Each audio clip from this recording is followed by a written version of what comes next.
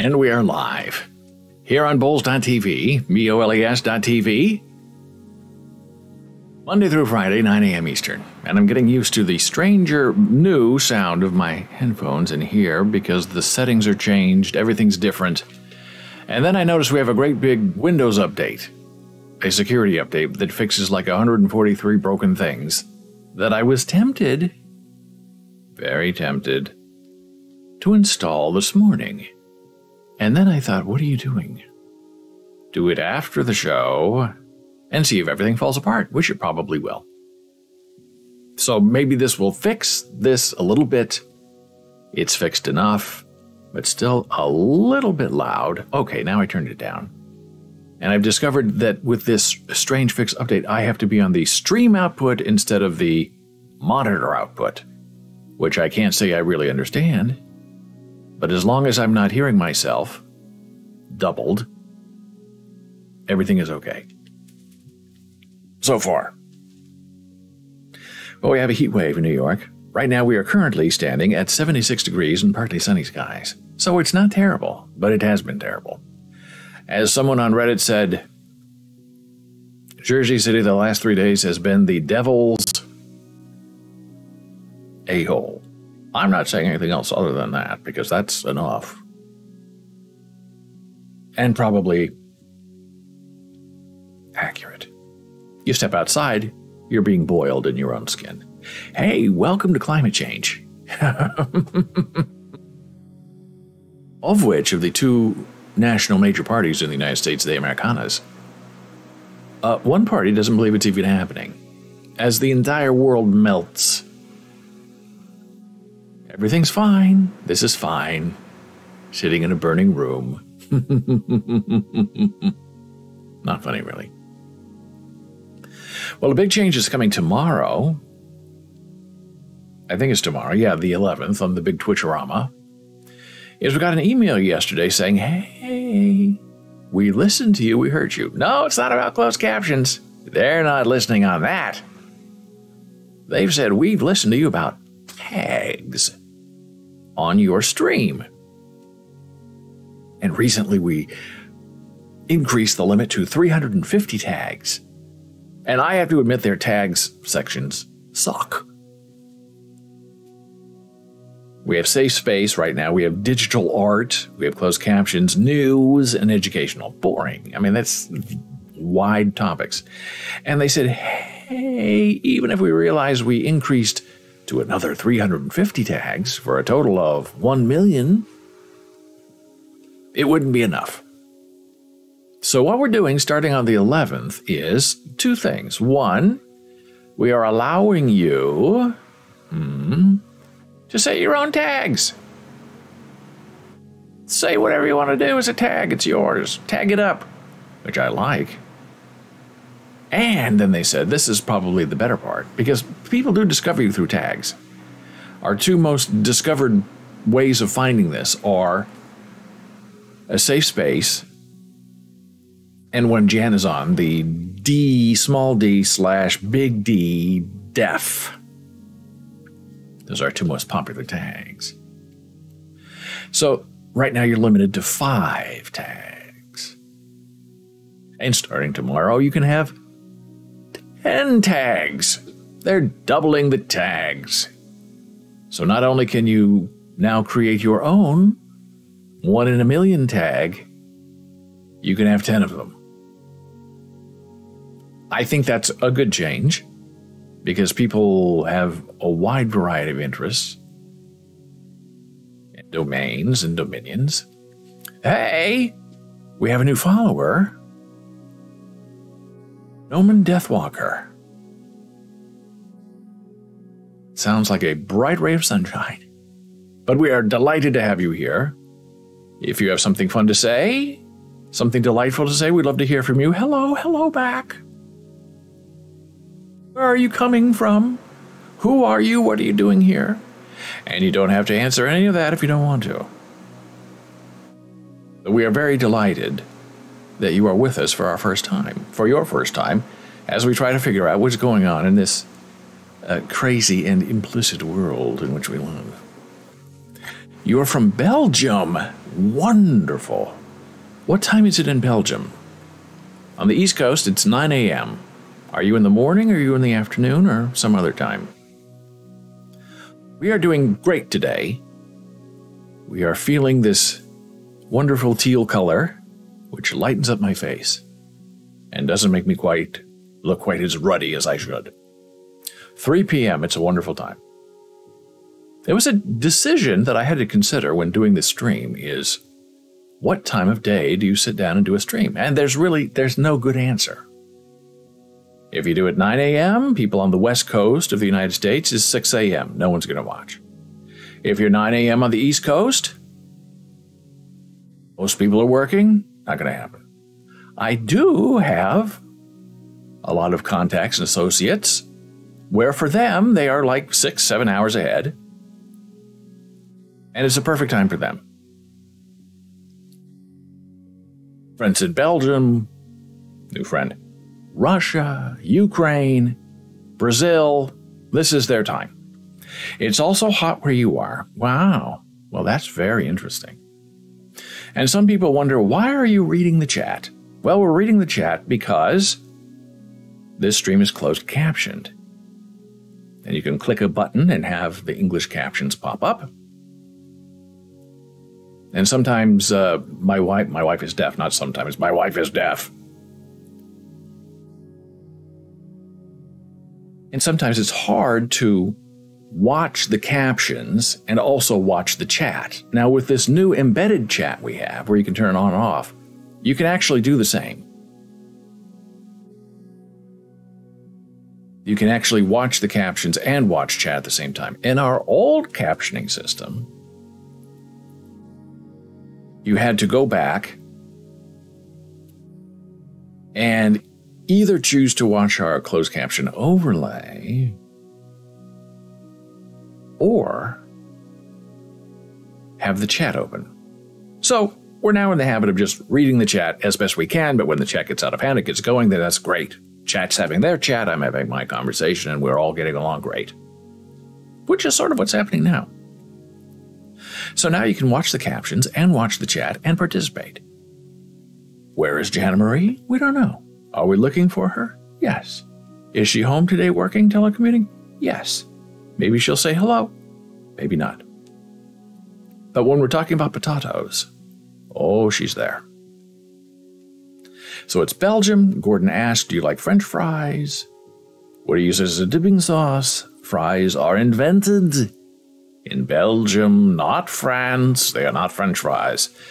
We still call them, I think, in the United States, freedom fries, because nobody likes the French. That was a thing in these United States a couple of years ago. And Gordon says right there, they should be called Belgian fries. Absolutely true.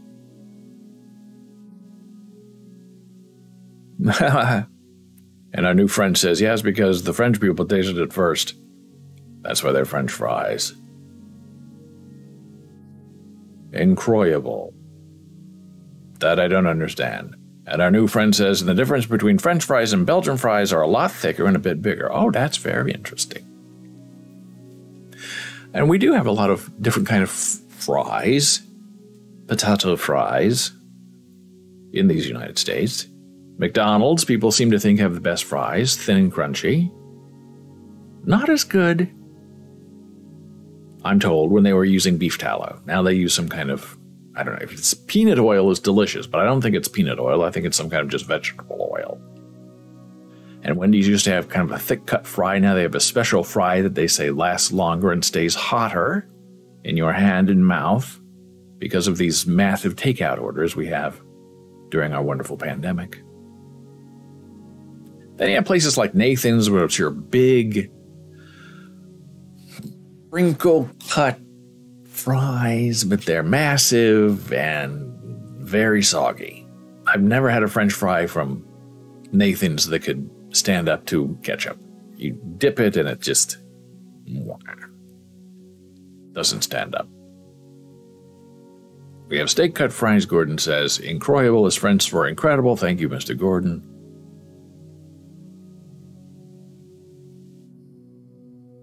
have G say it out loud to you. If you're talking about my friend the Google, be careful. Our new friend says, I used to speak French now and not anymore. I only speak Dutch and English. Wow, that's wonderful. And our Balls bot is now having us an ad break. Now, one thing I've noticed on these bots that we have set up, which is we're actually MooBot in disguise, is that they have more than one icon. So before the show, which I shouldn't have been doing because I was a little bit late, I was trying to figure out how can I get a Balls bot to have more than just that bot icon. But Balls bot's also a moderator, but we're not seeing that. That's interesting to me. Maybe it's not possible. Gordon says, have you tried the Five Gentlemen or Shake Shack fries? I like both of their fries. Five Guys, I have not tried Five Guys. A lot of these places, they don't really have a lot of vegan options, so we don't go in there to eat very much. But I believe Jana has a couple of consumers who work for Five Guys, and they love the place. Shake Shack, never been to Shake Shack. Now they have a couple of vegan burgers. I'm not the kind of person who can stand in line, though. Standing in line for more than 1 minute, and I'm very antsy, and I'm ready to go home. Which makes me a lot of fun outside the apartment. And Janet, when Shake Shack, I think, was opening in Union Square or something, took a video of it. I have it somewhere. Of the line at the Shake Shack. Ridiculous. Gordon says, from Florida, they have mobile pickup at Shake Shack. I did not know that. I don't even know if we have a Shake Shack nearby in Jersey, but I know there are a couple of them in New York. I should look up and see if I can find the Jana one. Now I'm doing internet. And I know I always look stupid when I'm doing this because I'm not looking directly at you, even though I am. I'm actually looking at my videos. I wonder if I, was smart enough to call it Shake Shack something. The search on Vimeo is not great. You can search here to find your own videos and folders. Thank you. That's what I want to look for. Recently modified. Search for videos. And what is Shake Shack? Oh, not the sunflower. Oh, this is not going to work. I can just tell it already. Search. Okay, search for videos, folder templates. So I'll try Shake Shack. Maha? Oh, now this is delightful. Oh, this is going to be delightful. This is part of the fun of doing a live show. I tell myself every day that I do a live show. So let's catch up on our chit-chat. What does Gordon say? Five Guys, they have mobile pickup. Punch in your order or do whatever until it tells you it's your turn. Walk over and just get it, young. So you're saying you can't, pre-order from home and then pick it up? You have to stand in line to pick it up? I'm not standing in a line.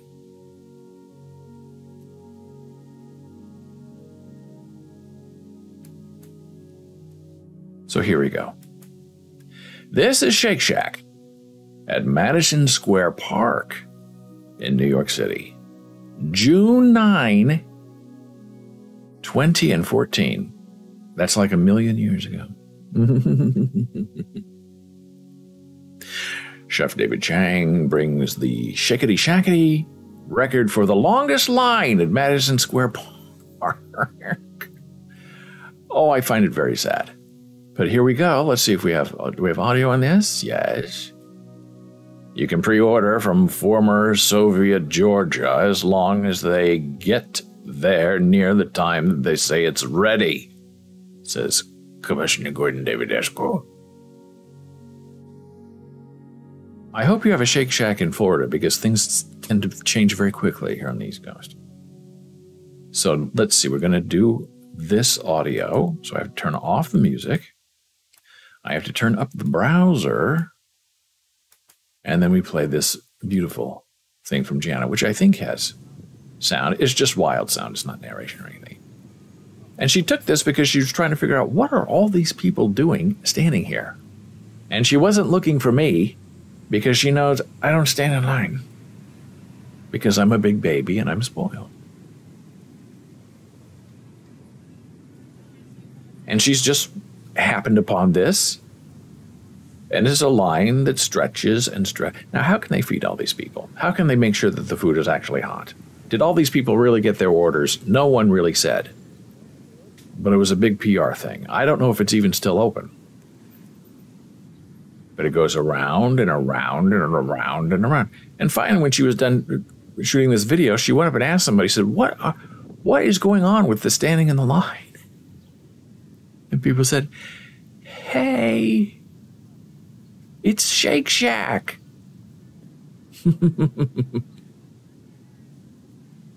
Which is truly delightful. But I can never figure out what you do in a line like this. You're just standing there. Like when the new iPhones came out, they were first out, I stood in lines for a long time, keeping myself company, which was a big challenge. So there you go. History makes it happen in more than one way. Hey, Gordon says, you should see the line for people waiting to get to a certain popcorn bucket at Epcot last year. I don't know what that means. Is that the popcorn bucket a name of a place? Why is there only one of them? Now, I do a little bit of reading about Disney because I find the whole thing fascinating. And the fact that they're not magic wands, they're magic bands. And they've changed them now. People are not happy with the new magic bands because you have to charge them every day. They said the old bands would last for weeks. And I don't know anything about this. I've never been to Disney. Land is in California. World is in Florida. I've never been to Disney World. I've been to Disneyland 40 years ago, 45 years ago. Quite lovely. I enjoyed myself. Never been to the world. But if I were to go, I would spend all the money I had to not have to stand in a line. Now, I don't know if that's called VIP. I don't know if that means you have to have a magic band. But I would pay not to stand around in the heat and the sun. People stand in line for 6 hours to ride. Now, I know finally, at least I think during the pandemic, they did more queuing where you can say, I want to get on the new Avengers ride, whatever that is, that Universal, I don't know. I went on the new Avengers ride, and they say, okay, your wait time is 6 hours. Here's your number. We'll let you know when to get in line. Now, that's okay. I like that.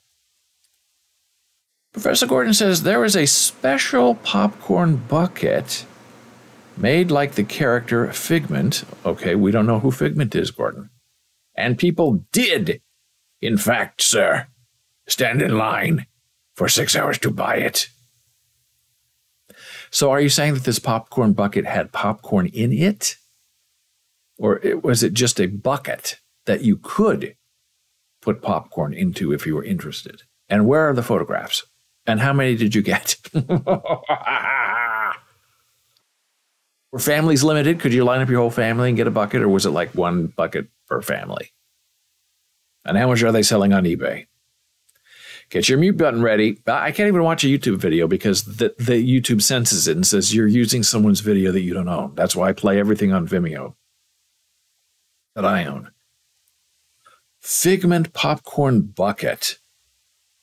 2 per person. Oh dear. Well, I would try to click on this and see what happens. I mean, we can at least not play it. No, don't play it. Trying to see if we can just look at this together. Oh, I'm doing it wrong.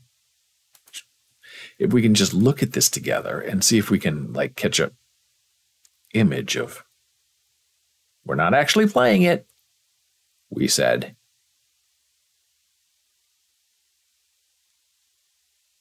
That suspiciously looks like the commissioner from the back, but I'm not sure. Pointing. Theme Park Express. Oh, I guess that's the name of the video of the channel. I didn't see any popcorn, but that's as far as we're going. But Commissioner, put the link in chat so you can go look at it. It sounds terrific. Oh, here we go. Figment Popcorn Bucket Madness. What is Figment? Is that the name of a character? Is it a movie? I don't know. 7-hour waits, longest lines ever at Disney. Yesterday was the start of the International Festival of Arts at Epcot Walt Disney World. And we were there braving the crowds in the long lines to get our hands on the popular Figment Popcorn Bucket.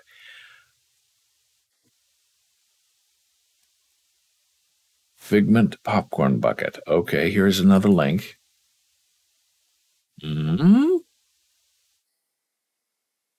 Oh, it looks like this is Figment. Okay, the Figment Popcorn Bucket has a hidden secret from Disney history. Thought all the hype surrounding the Figment Popcorn Bucket was over. Well, the hottest item from this year's Epcot International Festival of the Arts just got even cooler. I guess that's Figment. Oh, so Figment is the character, and the character, I am guessing, is the popcorn bucket. Now,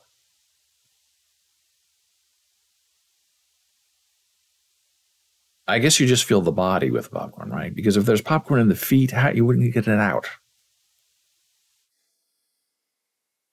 When the Festival of Arts kicked off early this year, all eyes were on the Figment Popcorn Bucket.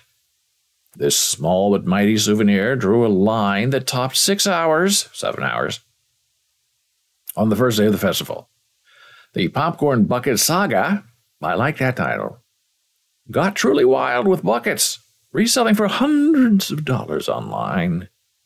There was even a drawing of the must-have item that got a ton of hype. It's very cute, I'll admit that. And if all of the Figment Popcorn Bucket fanfare wasn't enough, we just discovered a hidden secret about the ultra-popular purple dragon that has us obsessing over him again. Gordon says, by the way, a lot of people joking refer to the Festival of the Arts as the farts. Well, of course. I love the joke. I love the boomerang joke from yesterday. Not the actual answer, but Malka's answer. Figment Popcorn Bucket. As fans of old school Epcot may know, Dreamfinder is a character that was featured in the original version, Journey into Imagination, which ran from all the characteristics of an impressive mustache and all-around glorious facial hair. Now, that looks like candy to me. Is this a different person, or is it popcorn? Why am I so confused? What am I doing here? Okay, so that's a person. We still mentioned Dreamfinder. When the attraction was reimagined, Dreamfinder was removed, much to the disappointment of many Gizmos fans. I guess this is Dreamfinder. Is he from a movie? I don't know. Maybe a TV show. Okay, Dreamfinder at Disney writing something. Dreamfinder. Popcorn Bucket has a hidden nod to Dreamfinder if you know where to look for it. Bum, bum, bum. To spot the Dreamfinder Easter egg, take the popcorn bucket into a dark room and shine a flashlight underneath the base, and suddenly Figment will appear with a Dreamfinder's mustache.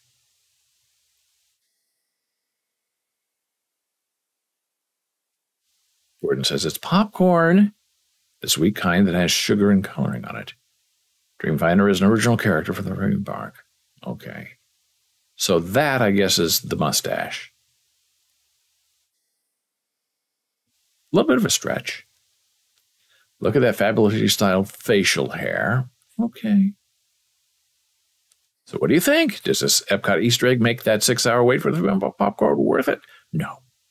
We'll continue to keep an eye out for any more developments. Cute, but I have to go back up here to the popcorn. I'm fascinated by this. You're saying that this stuff in this bag, you're saying that's popcorn. Oh, I see it is pie. It's not individually wrapped in cellophane. Because it looks like cellophane lollipops. But I see now that it has a thick candy coating. Having personally eaten it, yes, Gordon says, it's popcorn. Soylent Green. not just of people anymore. Well, that's cute. So can you keep buying this throughout the year, or once the bag is gone, then you're out of luck?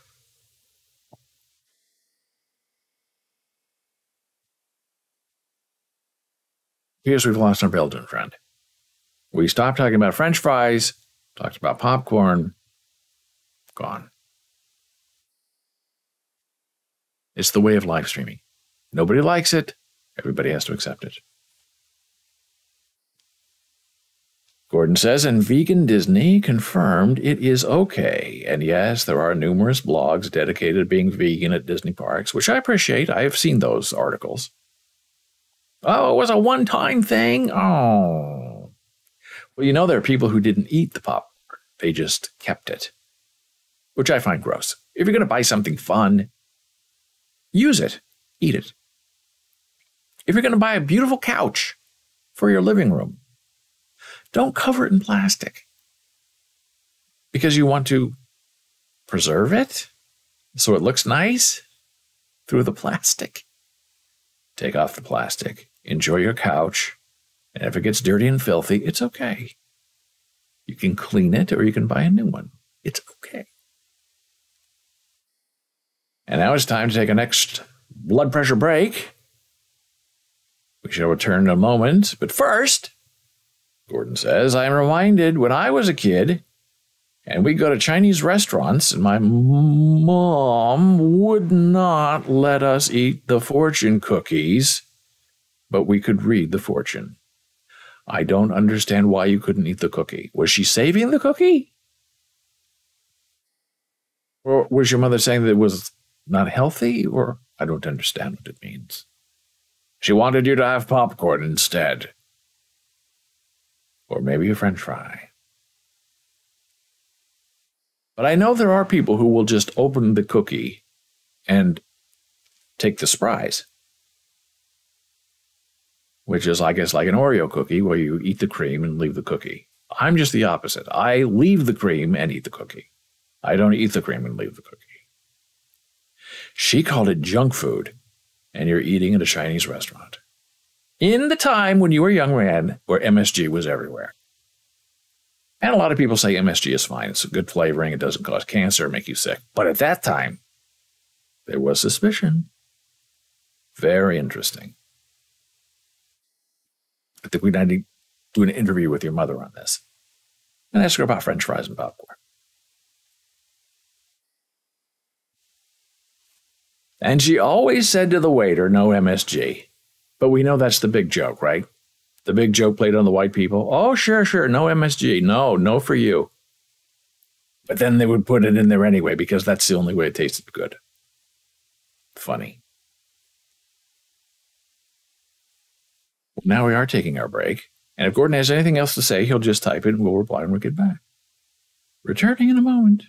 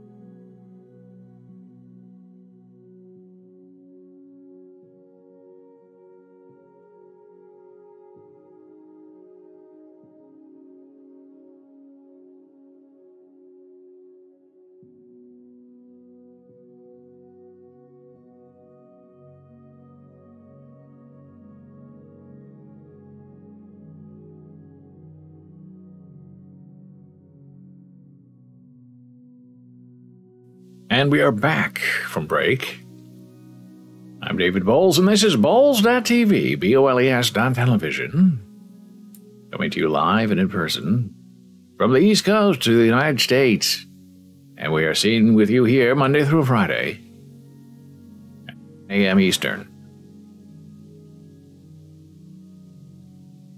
Well, it's been a great show so far. We made a new friend from Belgium who has now left us. I don't know what happened. I'm happy for the introduction. Didn't stay for the fortune cookie. Hey, speaking of fortune cookies, look at what I found on the break. How many calories in a fortune cookie? Are they good for you? Who's right, Gordon or his mother? Well, it appears everyone's right. Because fortune cookies are a sweet dessert, 20 calories each, no nutritional value whatsoever, but as far as I could tell, no real harm done. For those who prefer ending their meal on a sweet note, fortune cookies offer more than just dessert. Haha, funny. These thin, tiny, crispy wafer cookies provide an entertaining paper fortune. In addition, fortune cookies' calories are small, only around 20 calories per cookie for those following a strict diet. Here's a tip. Fortune cookies contain 20 calories per cookie, allowing eaters to punctuate the end of their meals with a sweet dessert that brings no post-meal guilt, unless you are a David Escu child wanting to have the cookie and being denied. Fortune cookies are typically complimentary when you eat at a Chinese restaurant or order Chinese food. The edible portion of a fortune cookie contains approximately 20 calories in an 8-ounce serving, according to Panda Express. Although the calorie count is not huge, you also forego consuming a healthy food. Fortune cookies offer little to no nutritional value. 1 point for Mother. A fortune cookie's nutritional profile breaks down as follows, as per Panda Express. No calories from fat, score 1 for Gordon. No cholesterol, score 1 for Gordon. 8 milligrams of sodium, score 1 for Gordon. 5 grams of carbohydrates, score 1 for Gordon. 2 grams of sugar, score 1 for Gordon. Gordon says, apropos to Panda Express, Chaim wants to try their vegan chicken dish. I have not had it, but I understand it's super duper delish. It is the Beyond Meat orange flavored chicken. Fabulous. I have tried their Beyond Meat chicken fingers. Very hard to find. Always out of stock. And you only cook them in the oven for like 6 minutes. And it says, don't cook them any longer. It's not meat. You cook them for 6 minutes and you're done. Now, we have Gardein chicken fingers where you cook them for 10 minutes and flip them over for 10 minutes, 20 minutes. But the Beyond Meat chicken, wow. Really, really interesting tasting. The majority of fortune cookie calories come from sugar, which is why the number of carbohydrates is quite high for such a little cookie. Gordon says we ought to be both more vested in vegan companies like stock investments. Well, maybe you and I are, we just don't know it. That's true. Vote with your wallet, as they say. Support the companies who support you. Panda Express does state that these nutritional values can differ depending on region and seasonal ingredients. And then they talk about all these wonderful things. I have been taught that a fortune cookie is not a terrible thing to eat, especially if you are vegan, because it's a nice little sweet little taste. And this is from livestrong.com. So I think the final score count was Mother 1, Gordon 1 million points. Score 1 for Gordon. Score 1 million for Gordon.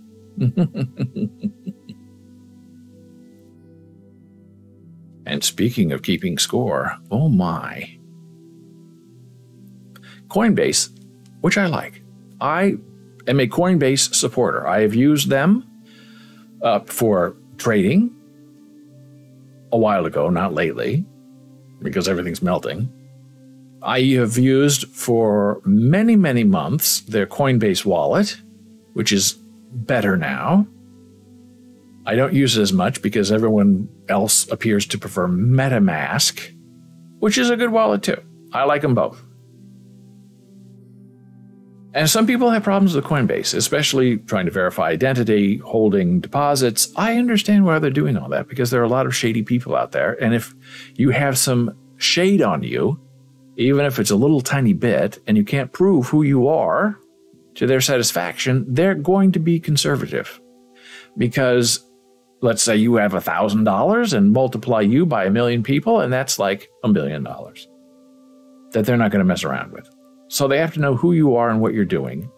You can't really be anonymous someplace like Coinbase, even though they make their money in processing fees for people who want to remain anonymous, exchanging blockchain information. So Coinbase posts a steep second quarter loss amid crypto meltdown. This from the Wall Street Journal. Analysts expected the company to report a loss of $2.47 a share. Shares fell 5% to about $83 in after-hour trading. This is from this morning. This is a far cry from the $381 where the stock opened trading when it went public in April of 2021. So Coinbase is the largest crypto exchange we have. It's done a lot of good, and now they're having a little trouble with this reassessment of crypto. The company's total user count did rise to above 100 million for the first time. That's very good, which means more people are getting involved. It's not just big-time people with a lot of money who are doing one-time things. Totaling 103 million in the quarter, up from 68 million a year ago. Now, you'd think that's terrific news. Excuse me, I think it is terrific news.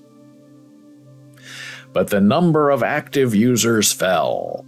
Coinbase's monthly active users, which represent customers who want to make at least one trade in a month, fell to 9 million from a peak of 11 in the fourth quarter of 2021. Gordon says, I read more people have crypto than have a savings account in the US. That's very interesting. And to me, it makes more sense. To have a savings account, you really do have to prove who you are and what you're doing and where you're coming from. And then you have to keep it with a bank who decides how long they're going to hold your money. And if you want to just dip into crypto, you can get the Cash App. And right there, once your account is set up, you can buy Bitcoin instantaneously. Nobody needs to know who you are. You're on the blockchain. You're safe. Cash App knows who you are, but on the blockchain, anonymity is everything. So this Coinbase change is all from the Super Bowl, because the last Super Bowl was the Crypto Bowl, where everybody's in crypto. And a lot of people signed up, made a trade or two, and then in the next month or two, they lost half their money. And they got disappointed, and some people sold off. Some people just said, oh, this is scary, and just held everything. So so they don't know what to do because they're new. I don't even want to say investors. They're new experimenters. So this lack of active users is a problem for the company because it is still largely dependent on transaction fees for its revenue. And they do have a lot of transaction fees on Coinbase. Much, much more than MetaMask. I would say, in my experience, Coinbase, they're going to charge you between $10 and $30 to do anything. If you're swapping, if you're depositing, if you're withdrawing, if you're buying, they're going to tack something on. And if you're using something like MetaMask and using one of their trades like MoonPay, you'll maybe pay half of that in fees. But Coinbase is ubiquitous, it's big, at least it has been. And once you're verified in their system, it's very magical, very swift, very smooth. I have purchased some things through MoonPay using MetaMask, and it's always a hassle. They want to have this code number. Are you sure you want to do this? You get a fraud alert from your bank. What's going on? What are you doing with the MoonPay? Doesn't happen with Coinbase. Everything's the same. All the accounts are the same. All the debit cards are the same. Everything's the same. Coinbase, buy, sell, boom, boom, done. MetaMask, buy, sell through MoonPay. Well, now wait a minute. Hold on. Stop, go, approve, yes, no, approve. I'm a robot. What are you doing? Your money will be available in 1 hour. Coinbase, 1 second, it's there. MoonPay, 10 minutes, half an hour. We're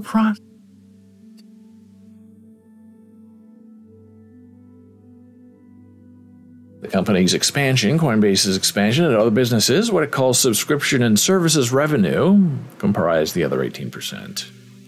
So Coinbase is having a little bit of trouble.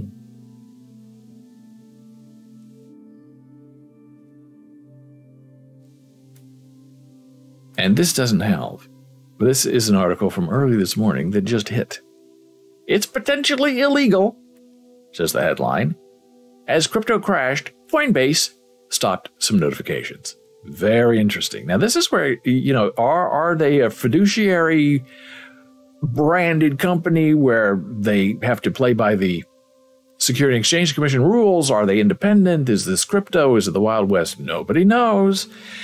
And Coinbase does not want to have it defined. They like everything foggy and smoky, so nobody really knows what's going on.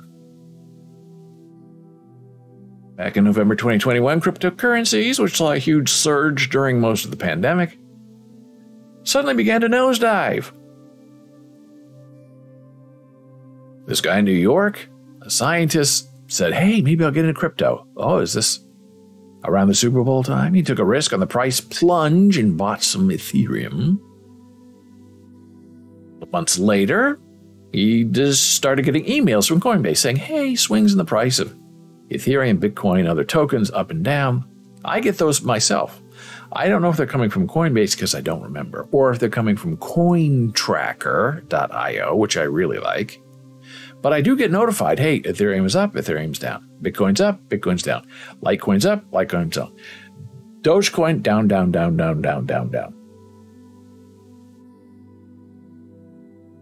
A couple of months later, he started getting emails from Coinbase notifying him of swings. Hey, Ethereum is down 4.9%.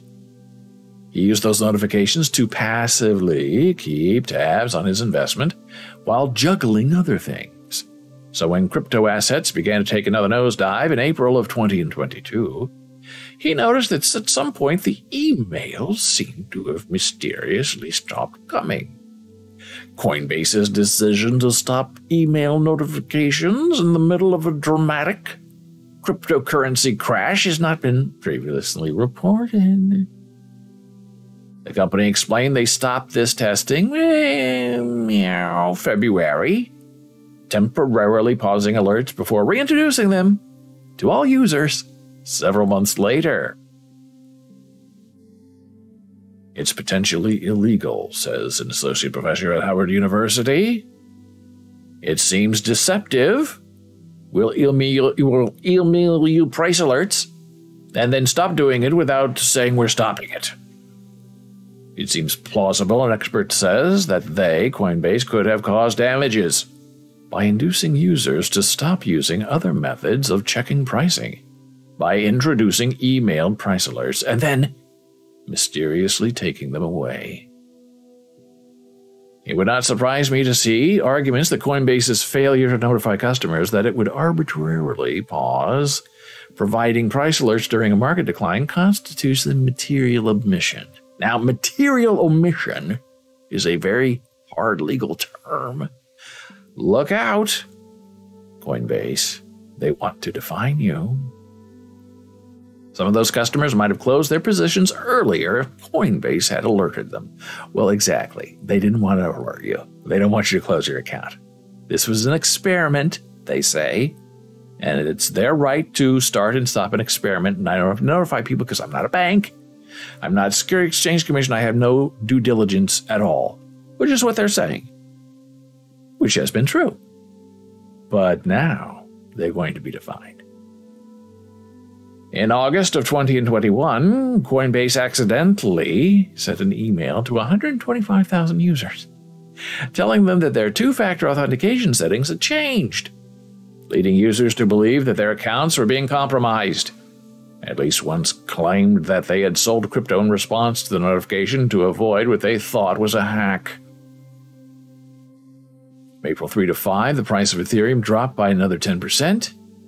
Days later, from April 9 to 10, it dropped another 7%. It's conceivable that notifications of these significant price drops could have prompted an investor to sell and help them avoid thousands of dollars in losses in the coming months. So there you have it.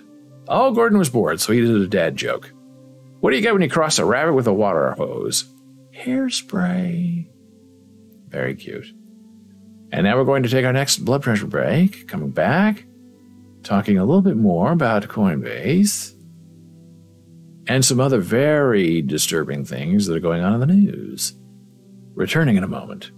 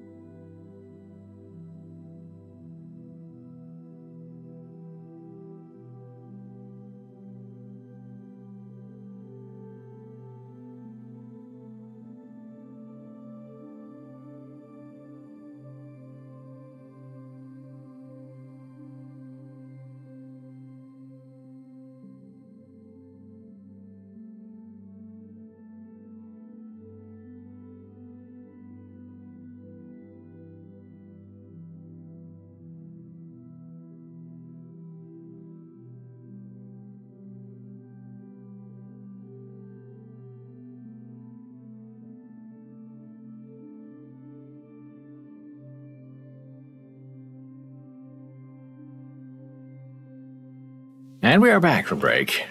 I'm David Bowles. This is Bowles.tv, B-O-L-E-S television.tv, Monday through Friday, 9 a.m. Eastern. Well, it's fun. We have Jan Marie here, telecommuting. I was a little late on my first break, and she has a meeting, and now she's in the meeting, and I'm getting her many things. So, hey, that's part of the fun of the live stream. Talked about French fries for almost half an hour today, which was delightful. I wish we could do it again tomorrow. But our new friend has disappeared, which seems to happen every once in a while. But that's okay. We're happy to welcome everyone who has any sort of interest in what we are trying to achieve here, which we have no idea what is. Gordon says, hey! I'm never bored. Always bored. Standing in line.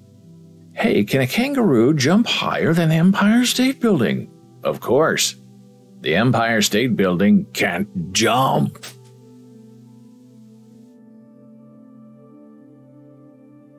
If these dad jokes are getting better or worse. I wish they could be constantly updated by other dads, but I think once it's in the database, it's in the database. And I once again say for the record, I have nothing to do with these dad jokes. These were a gift from Moobot. And the fine line between a gift and a curse is, I guess, your sense of humor. So yesterday we talked about this, and I wrote this during the live stream on the Twitter. I also wrote a Facebook version, which actually made the animated NFT display, which is very cute. This is just a static picture because Twitter doesn't allow really posting NFTs except here for your profile pic.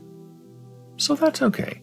So this is what I said, and then I don't want to say attacked, but it felt a little bit like an attack. And then I added this. You can mint your free NFT yourself by going to polygon.coinbase.com. And our friend Igba said amazing, which I thanked him for being nice. I said, hey, this is, a free gift from Coinbase, and we went back and forth. All that's very nice. We love the Igba. Then we have a new follower.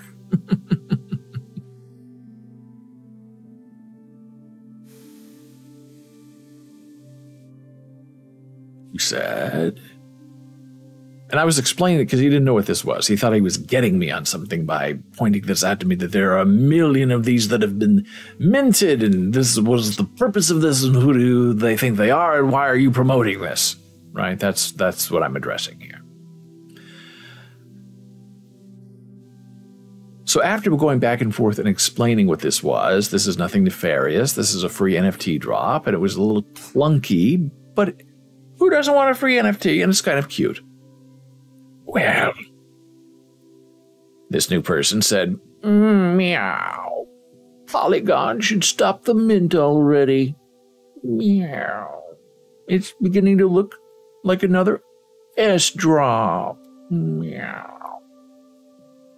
If it crosses 1 million, then what's the point? Meow. Now, I like pretty much everything that anybody replies to me, but this I did not like because, honestly, I didn't see it till I just clicked on it now. And I'm not going to like it because I realized the reason I didn't see it is because I tell Twitter if people are cursing or using potty mouth words, I don't want to see it. So I only saw it by sharing this with you and clicking, hey, what's this? Show more replies. And then he replies to himself with this stupid picture that he thinks is, that I liked because I saw the picture, that he's going after me. Is this some gift or a S-drop experiment? So I try to explain to him. I understand perfectly what it is.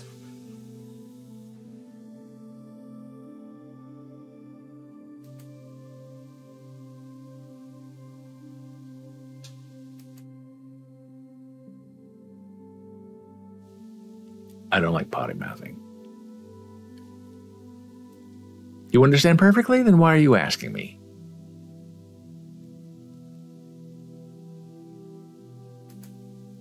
speaking of crashing, have you heard about Elon Musk? He wants to buy this Twitter thing. And now I'm getting worried that maybe he actually will buy Twitter. That like the courts are going to force him to actually buy it instead of pay a $1 million, billion breakup fee. Elon Musk sells nearly $7 billion worth of Tesla stock amid Twitter uncertainty. Sounds very nefarious to me, but... Tesla boss has been on a selling spree over the past year, during which she has cashed out roughly 32 billion worth of shares? Wow, that's a lot of money. And includes around 8.5 billion in April. So it looks like now he's selling all this Tesla stuff because he's terrified he's going to have to pony up some money. If the judge were to force Mr. Musk to consummate the transaction, he could be on the hook for more than $33 billion in equity financing. He already owns more than 9% of Twitter, valued at roughly $4 billion at $54.20 a share. Now here's the problem. If Elon Musk actually purchases Twitter, and he's saying, well, it's already tanked. There's no value. The day he buys it is going to lose half of its value immediately because there are a lot of people who don't like Elon Musk. They don't want Donald Trump back on the system.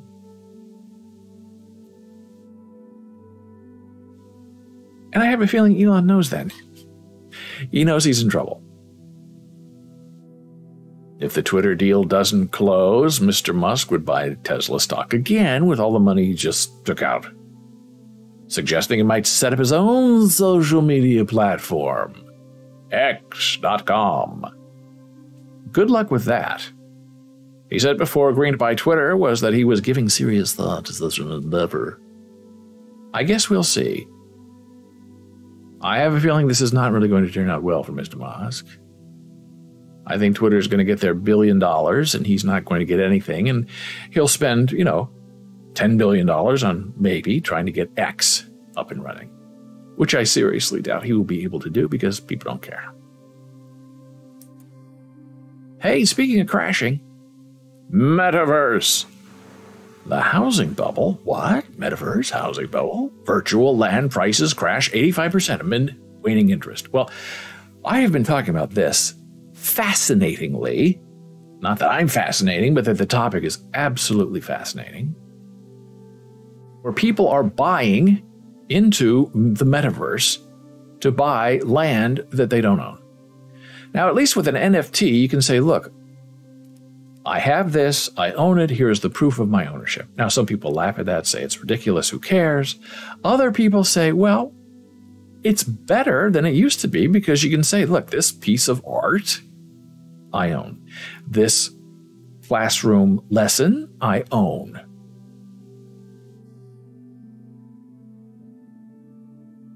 But the metaverse, there was a story that we did on this live stream several months ago where this person spent $400,000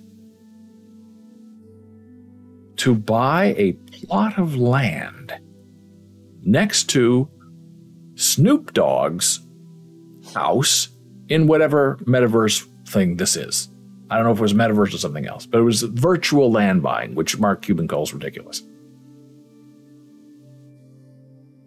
And at the time, I did not understand why anybody would want to pay $400,000 for a plot of land, virtual fake land, next to Snoop Dogg for $400,000. Just to be able to say, I guess, hey, I'm Snoop Dogg's neighbor. I find it very weird. I don't understand it to this day. Now, would I buy a Snoop Dogg NFT? A one of one? Hey, I'm Snoop Dogg. Sure. I can prove ownership. But having a virtual plot of land of nothing? Just to say I'm Snoop Dogg's neighbor? That has nothing to do really with Snoop Dogg? I don't get it. The metaverse sector is witnessing its very own housing crisis, thanks to massive declines in the price of its virtual lands. This is Facebook, by the way, Meta. For instance, the average price of land sold across Decentraland peaked at $37,000 in February, but as of August 1st, their costs had dropped to an average of $5,000. Sandbox average sale price dropped from $35,000 in January to $2,800 in August. So all of these metaverses where they're selling virtual land of absolutely nothing are tanking. On a weekly average, the volume, which represents the amount of lands, fake land, derived in currency traded, has dropped from its peak of $1 billion in November 2021 to approximately $157 million in August of 2022. So it's all crashing. I think people are finally realizing, wait a minute, what is this? Why am I paying all this money for nothing? Now, paying $300,000 for a Bored Ape NFT, I understand that more than I understand buying virtual land in a virtual nowhere. A Bored Ape, you can make a TV show out of it, like Seth Green. A Bored Ape, you can make a t-shirt and sell it. You own the intellectual property. It's a commodity, and there aren't very many of them out there. Virtual land, it's not like there's a limit to it. You can create 1 million worlds. But I guess there are only a few plots of land that are next to the imaginary house of Snoop Dogg. Despite the decline in the metaverse market, McKinsey believes the space can become a $5 trillion sector by 2030, noting that e-commerce will likely realize a market impact of $2 trillion to $2.6 trillion alone. Well, I hope so. I think it's interesting. I don't know exactly what's going to be there. We know that Chase Bank is very big into the virtual world. They're opening virtual banks in some of these worlds, and we know this is all to sell you something. To go into the metaverse, to open a bank account, to buy a lollipop and have it delivered to you in your 3D life. It's all very strange and disturbing. Now, speaking of strange and disturbing, this story is everything and nothing, and horrifying and intriguing all at the same time. A Nebraska woman, this is from Politico, charged with helping her daughter have an abortion. Here we go. Nebraska woman charged with helping her daughter. Investigators uncovered, here we go, Facebook, right? Just talked about metaverse flopping. Oh, now Facebook, Meta, is involved in this abortion mess. Investigators uncovered Facebook messages in which a woman and her daughter, discussing medication to induce an abortion. A Nebraska woman has been charged with helping her teenage daughter, 17 years old, end her pregnancy at about 24 weeks after investigators uncovered Facebook messages in which the two discussed using medication to induce an abortion and plans to burn the fetus afterward. Now, a lot of times when you have these late-stage abortions, they do, technically, as I understand it, burn the fetus out of you. And if you were in Nebraska 40 years ago, you couldn't do that. If you had to burn the fetus out of you to have an abortion, you had to go to Kansas City to do it. And they did it with saline solution. So they're sort of at that late stage inducing a stillbirth by burning the baby with saline solution, as I understand it. But that's not what happened in this case. This case, after the abortion, they burned the evidence, which happened to be the fetus. And in the comments for this particular article are just ragingly offensive and obscure. And someone in those comments, not me, mentioned Jewish law. And boy, you should see the nasty comments about people and what they say about the Jews. And I know exactly when they talk about the Jews, what they're saying. They're talking about the Jews, where they pronounce it with 3 syllables, right? That's where these people are coming from, in the Midwest. And it's all misunderstood. They're saying, oh, the Jews can kill the babies. Other people are trying to correct them and say that's not what's going on. It's thousands of years old. No, the Jews. I mean, you just want to step in there and, try to set them right with facts. But I grew up with those people. They're not interested in facts. They're interested in pointing fingers and placing blame. The prosecutor handling the case says it's the first time he has charged anyone for illegally performing an abortion after 20 weeks. A restriction that was passed in the great state of Nebraska, not for everyone, in 2010. In one of the Facebook messages, Jessica Burgess, 41, tells her then 17-year-old daughter that she has obtained abortion pills and gives her instructions on how to take them to end the pregnancy. The daughter, meanwhile, talks about how she can't wait to get the thing out of her body. Okay, not a great moment. And she said, I'll finally be able to wear jeans, she said in one of the messages. Well, that's the maturity level you're talking about with a 17-year-old pregnant woman who probably, for a long time, didn't want to know if she was pregnant or not. And probably by the time she told her mother about it, it was getting late. And then what do you do? In early June, the mother and daughter were only charged with a single felony for removing, concealing, or abandoning a body, and 2 misdemeanors, concealing the death of another person and false reporting. But a month later, after investigators reviewed the private Facebook messages, they added felony abortion. The daughter, who is now 18, is being charged as an adult at the prosecutor's request.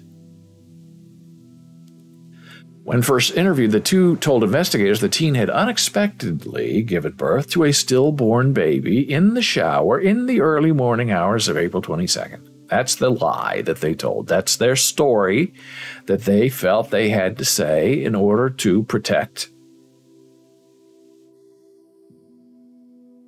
what they were doing. They said they put the fetus in a bag, placed it in a box in the back of their van, and later drove several miles north of town where they buried the body with the help of a 22-year-old man. The man, who the Associated Press is not identifying because he's only been charged with a misdemeanor, has pleaded no contest to helping bury the fetus on rural land his parents own north of Norfolk in northeast Nebraska. And yes, it's Norfolk, not Norfolk. Nebraska thing, not for everybody. In court documents, the detective said the fetus showed signs of thermal wounds and that the man told investigators the mother and daughter did burn it. He also wrote that the daughter confirmed in the Facebook exchange with her mother that the 2 would burn the evidence afterward. Based on medical records, the fetus was more than 23 weeks old, the detective wrote. Burgess later admitted to investigators to buying the abortion pills for the purpose of instigating a miscarriage. Well, that's what they're for. Madison County Attorney Joseph Smith told the Lincoln Journal-Star he's never filed charges like this related to performing an abortion illegally in his 32 years as county prosecutor. Well, probably because he didn't know, and nobody came forward to tell him, because it's none of his business. The group, National Advocates for Pregnant Women, which supports abortion rights, found 1,300 arrests or detentions of women for crimes related to their pregnancy from 2006 to 2020. And here's where it gets really interesting. In addition to its current 20-week abortion ban, Nebraska tried, but failed, to pass a so-called trigger law that would have banned all abortions when the Supreme Court overturned Roe v. Wade. And the reason that didn't go through, they wanted to drop it to 12 weeks. And why didn't that go through? Not because they believe, not because they're honest and straightforward. It didn't go through because of what happened in Kansas, where that very conservative state was not able to pass a constitutional amendment that bans all abortion because the women stood up and said, not in my state. We're not doing that here. And in Nebraska, which is just as red and just as awful, the GOP said, uh-oh, maybe we shouldn't lower it to 12 weeks. Maybe the women get mad. Maybe we just leave it at 20. Everything's fine. I'm fine. Nebraska, not for everybody. So that's cowardly. Either you believe in abortion or you don't. Even though you're a hardliner where all women must complete their pregnancies, or you're not. You don't lick your finger and hold it up to the political wind and say, oh no, look what happened in Kansas. Oh, we can't do that here anymore. Never mind. Nothing here. Nothing here to say, keep walking.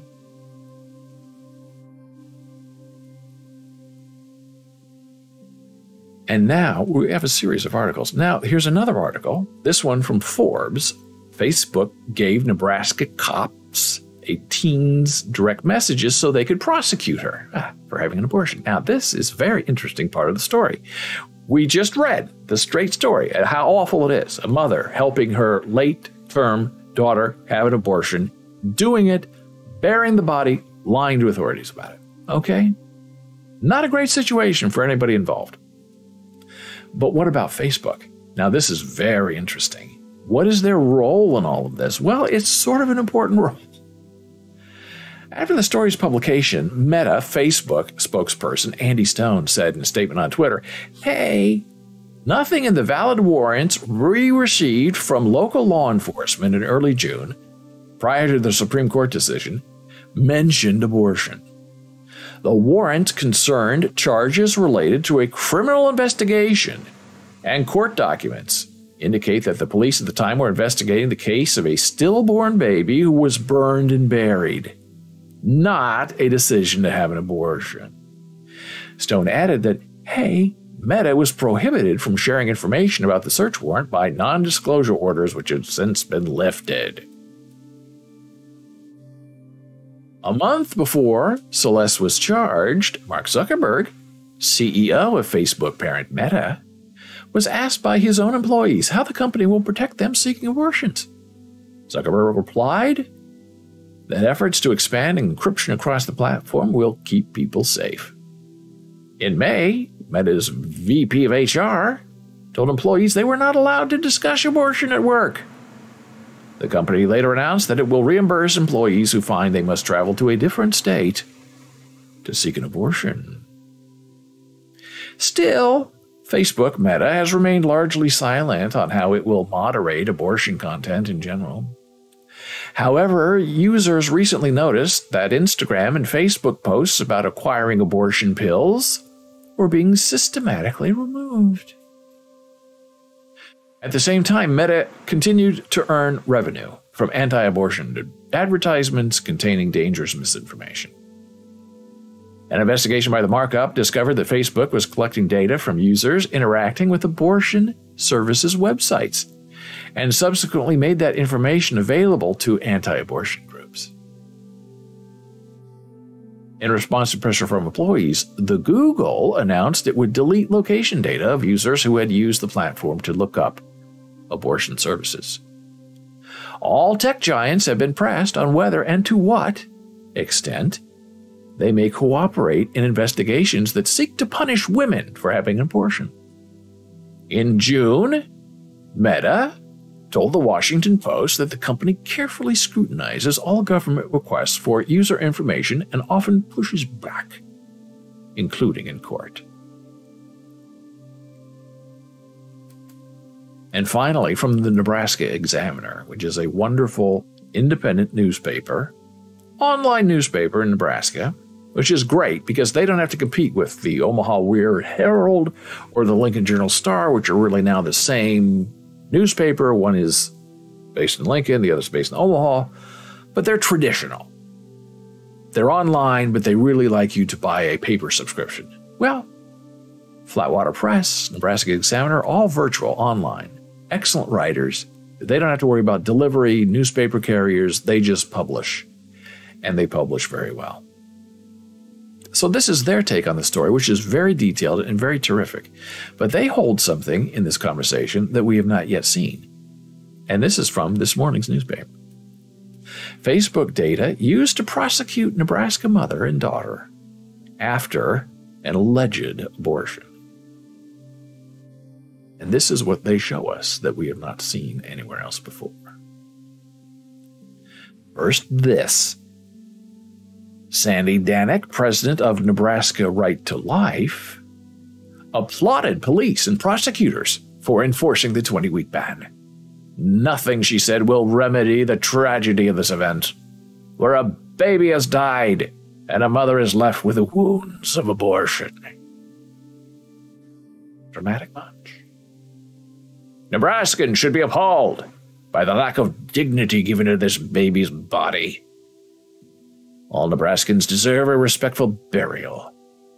We hope the authorities will further investigate the source of the chemical cocktail, the abortion pill, used to kill this preborn child. Now, see, isn't that interesting? Preborn child. Preborn child. How can a child be preborn? Well, it's not its fetus. But that's their game. Labeling, confusing, calling a fetus a baby, calling a fetus a child. Now, what a lot of people don't know about Nebraska is it's very rural. A lot of animals, hogs, pigs, cows, slaughtered every day. Chickens, dead. And what one thing these people understand is sometimes nature's weird and nature is awful and things don't go as you plan. And you have a calf that's stillborn. You have chickens that don't develop. They get removed, killed. Nature's funky. Nature is unpredictable. You don't know which way it's going to go. And human beings are no different. So the disposal of something that comes out of a body that is dead is not really that big a deal, I believe, to most Nebraskans who are farm-oriented. They understand a stillbirth. They understand using chemicals to induce something to keep a cow pregnant, to produce milk, to make their cattle bigger and larger for a bigger profit sale. And when it doesn't work, you bury what's left and you start all over again.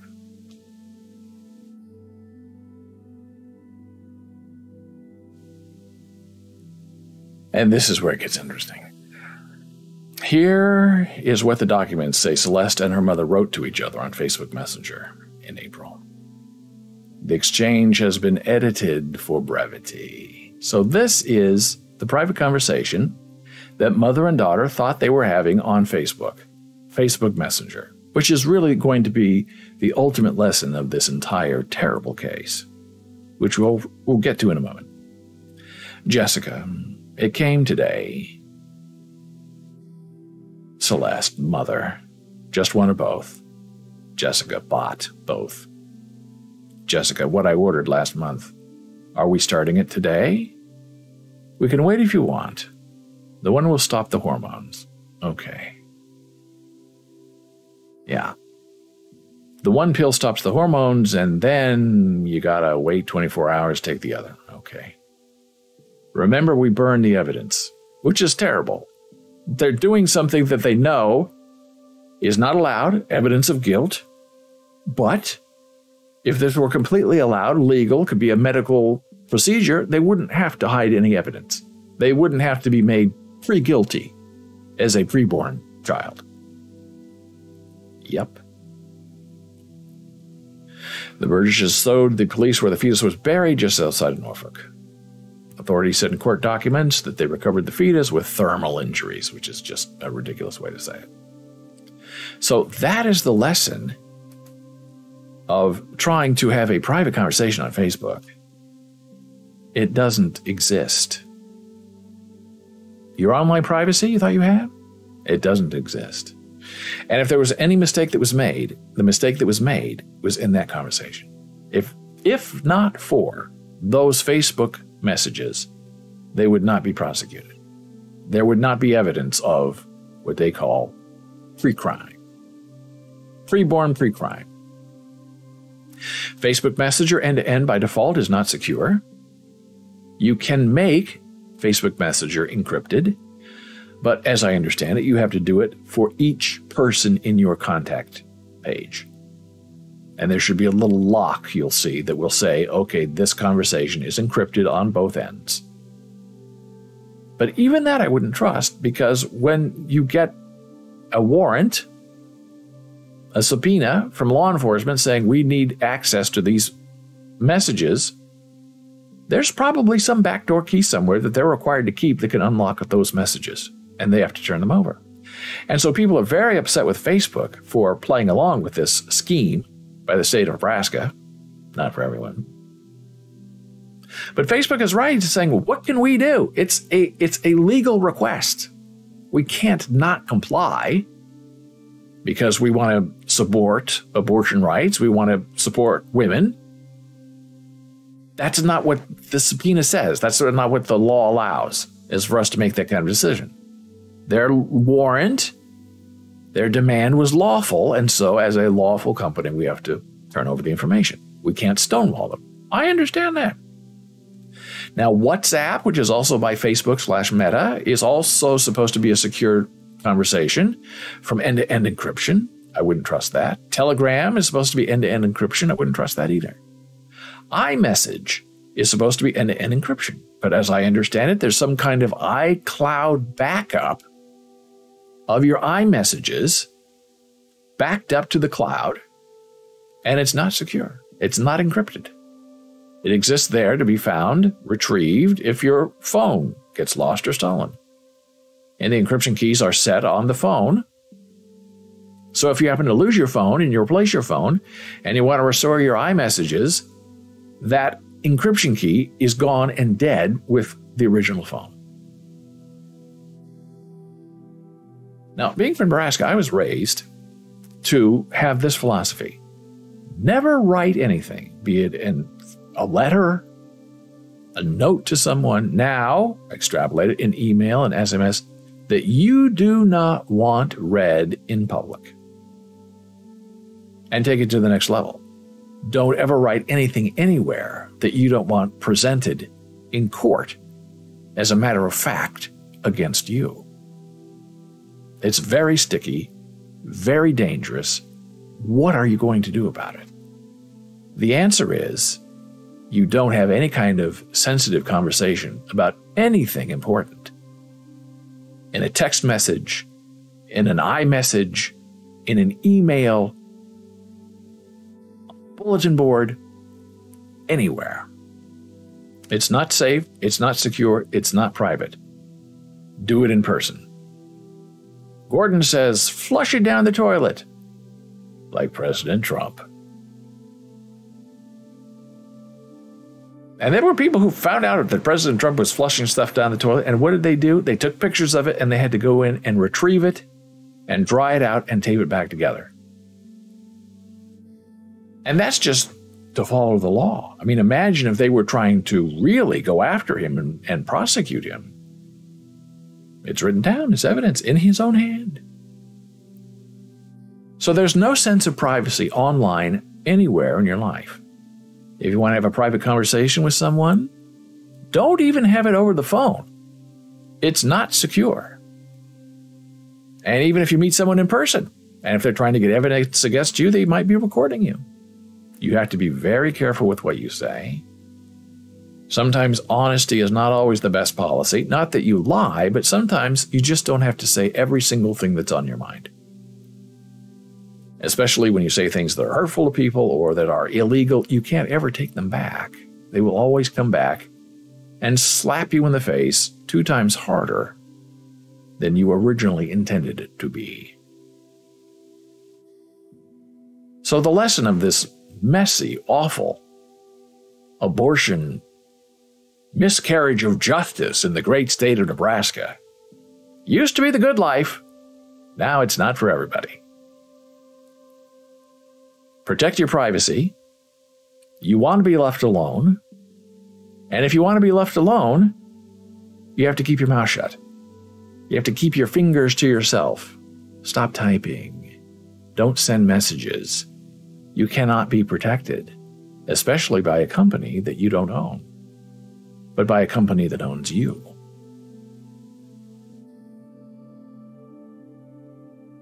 This has been a wonderful show today. I thank you so much for being here. We had a little bit of dad jokes. We had some delicious French fries. We had some popcorn.